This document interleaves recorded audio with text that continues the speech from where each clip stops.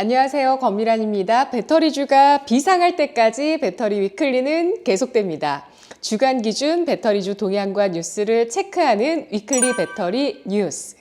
자, 먼저 배터리 8대 종목의 외국인 지분율 6월 11일 수요일 종가 기준과 공매도 잔고 비중 6월 9일 월요일 종가 기준으로 살펴볼게요.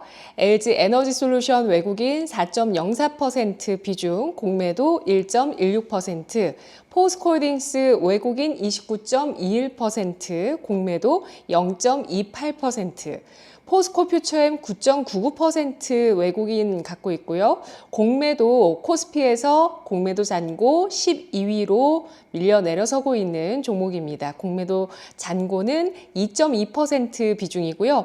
LG화학 외국인 30.09%, 공매도 0.02%, 에코프로비엠 외국인 비중 11.36%고요. 공매도 잔고 3.84%로 코스닥 공매도 잔고 1위 종목입니다.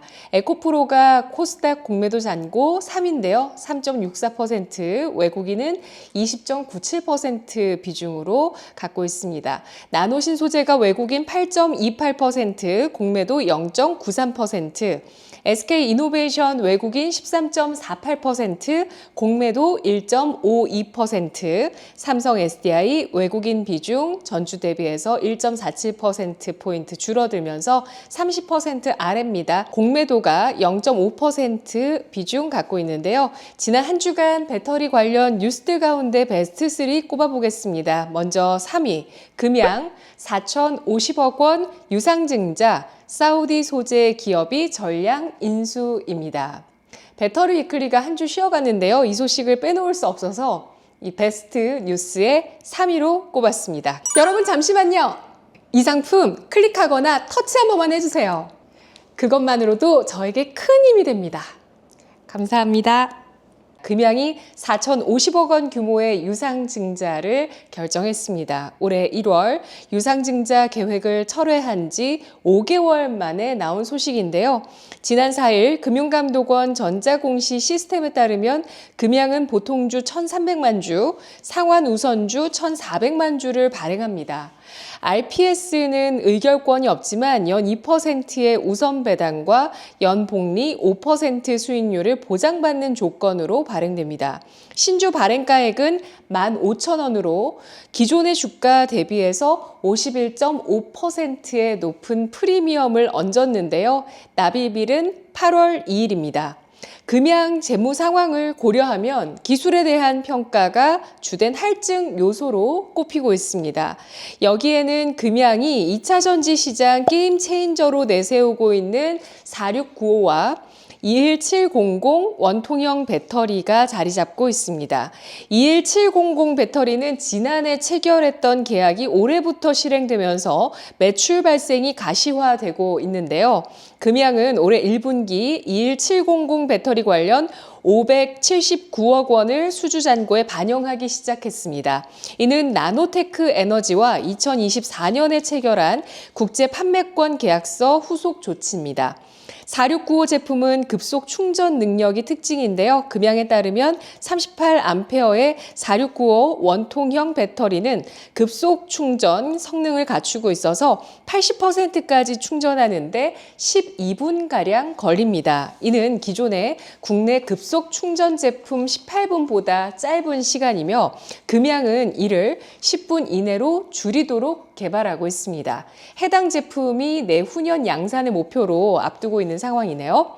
금양의 4695 제품은 앞서 사우디와 연계돼 있었고 이번 유상증자에 이은 후속 사업의 진행도 예상이 되고 있습니다. 지난해 말 금양은 사우디 GCC 랩 테크놀로지 서비스와 2025년에서 2030년까지 6년간 보장 금액 1,376억 원 규모 4695 배터리 모듈 공급과 유지 보수 계약을 체결한 바 있었습니다. GCC는 사우디 담맘에 세계 최대 규모의 에너지 연구소 단지를 운영하고 있으며 사우디의 비전 2030과 네옴 프로젝트를 지원하고 있습니다. 이와 함께 금양은 흑연 대신에 실리콘을 사용한 퓨어 실리콘 배터리도 준비하고 있는 상황인데요. 또 금양은 이러한 여러 가지 제품들 1mm 차이도 고객사의 요청에 따라서 커스터마이징 할 수 있다는 점 내세우면서 최근 2차 전지 업계의 폼팩터 다변화 트렌드까지 따라가고 있습니다. 다시 유상증자 이야기로 돌아와서 이번 유상증자로 발행되는 신주 전량은 스카이프 트레이딩 앤 컨트랙팅 컴퍼니라는 이 STCC라는 사우디아라비아에 본사가 있는 회사가 사들이기로 했습니다. 이 회사는 올해 3월 10일 설립된 신생 법인으로 자본금은 1억 원인데요. 금양은 유상증자를 통해 조달한 2,500억 원을 2차 전지 공장을 짓는 데 쓸 계획이며 나머지 1,550억 원은 21700-4695 원통형 배터리 설비에 투입될 예정입니다. 금양은 앞서 지난 3월 한국거래소 상장 폐지 실질심사 대상에 올랐는데요. 2024년 사업연도 감사 보고서를 제출하며 외부 감사인으로부터 의견 거절을 받았기 때문입니다. 현재 이의 신청을 해서 내년 4월 14일까지 개선 기간이 부여된 상태입니다. 다음은 위클리 배터리 뉴스 2위, 삼성 SDI, 독일 테스볼트의 일체형 ESS 배터리 공급입니다. 삼성 SDI가 유럽 최대 상업용 에너지 저장 장치 업체에 배터리를 공급합니다. 삼성 SDI는 독일 테스볼트와 배터리 셀 모듈 렉을 통합 설치한 삼성 배터리 박스 SBB 공급 계약을 체결했다고 11일 밝혔습니다. 양사는 이번 계약 외에 추가 공급을 논의 중이며 ESS 사업 수주를 위한 공동 프로모션을 추진하는 등 협력도 확대한다고 덧붙였습니다. 구체적인 계약 규모는 공개하지 않았습니다만 테스볼트는 유럽 상업용 ESS 시장 선도 업체로 지난해 독일 남서부 라인란트-팔츠주 ESS 시설에 대한 공급 계약을 확보하는 등 가파른 성장세를 보이고 있다고 삼성 SDI는 전했습니다. 테스볼트는 지난 2017년부터 삼성 SDI에서 ESS용 배터리를 조달해 왔는데 SBB를 공급받는 것은 이번이 처음입니다. 삼성 SDI는 SBB를 앞세워 ESS용 배터리 납품 확대를 추진할 예정입니다. 전기차 업황 둔화로 전기차용 배터리 판매량은 감소하고 있지만 ESS 구동에 필요한 배터리는 인공지능 데이터 센터 증가에 힘입어 수요가 급증하고 있어서입니다. 실제로 삼성 SDI는 SBB 제품 경쟁력을 기반으로 올해 ESS용 배터리 생산 능력의 90%에 달하는 수주를 이미 확보한 바 있다고 밝혔습니다. 회사 관계자는 앞으로 유럽을 비롯한 글로벌 시장 공략을 가속화하겠다고 전했습니다. 마지막으로 1위 뉴스, 원료 수급서 양극재 생산까지 포스코 퓨처엠 배터리 공급망 자립 일원회입니다. 포스코 그룹은 전구체 생산을 시작하면서 배터리 소재 공급망 자립을 이루어냈습니다. 포스코 퓨처엠이 11일 광양 율촌 산업단지에서 전구체 공장 준공식을 개최하고 중국으로부터의 완전한 독립을 강조했습니다.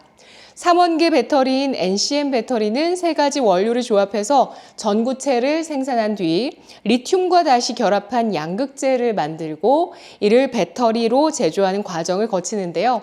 특히 니켈과 리튬이 투입되는 비중이 높아 두 물질을 자체적으로 수급하는 것이 공급망 독립의 핵심이었습니다. 포스코홀딩스는 리튬 수급처를 호주, 아르헨티나로 확대하고 폐배터리에서 수거하는 시스템도 강화했는데요. 니켈 역시 중국 외 국가에서 광산을 발굴하고 재활용한 황산 니켈 사용 비중을 확대했습니다. 포스코 퓨처엠은 확보한 원료를 가공해 지난 3월 기준 중국에 90% 이상 의존하던 전구체를 지난달부터 직접 생산하고 나섰는데요. 포스코 그룹은 2022년 11월 광양만 제철소 부지 안에 양극재 공장을 세운 데 이어 이날 전구체 공장까지 준공했습니다. 이로 인해 배터리 소재 수직 계열화이자 공급망 탈중국에 서막을 알렸습니다. 전구체 공장은 연산 4만 5천 톤을 생산할 예정이며 양극재 공장은 연간 9만 톤을 만듭니다. 전기차 50만 대분의 배터리를 만들 수 있는 규모라고 하는데요. 포스코 퓨처엠은 이 공장에서 생산한 전구체를 광양, 포항 양극재 공장을 비롯해 GM과 캐나다에 세운 양극재 합작법인에 공급할 계획입니다. 이미 지난달부터 전구체 공장 가동을 시작한 뒤 고객사로 자체 생산한 양극재를 납품하고 있다고 합니다. 최근 국내 양극재 기업들은 앞다퉈서 전구체 공장 투자를 늘리고 있다고 하는데요. 글로벌 공급망 재편 흐름 속에서 원료 자급 체제를 구축하고 중국에 빼앗겼던 기술 주권을 되찾기 위해서입니다. LG화학이 고려아연과 설립한 한국전구체 주식회사는 1월부터 울산에서 전구체 공장 가동을 시작했습니다. LNF와 LS그룹의 합작법인 LS LNF 배터리 솔루션도 전북 새만금에 전구체 공장을 설립해 5월부터 시운전에 돌입했습니다.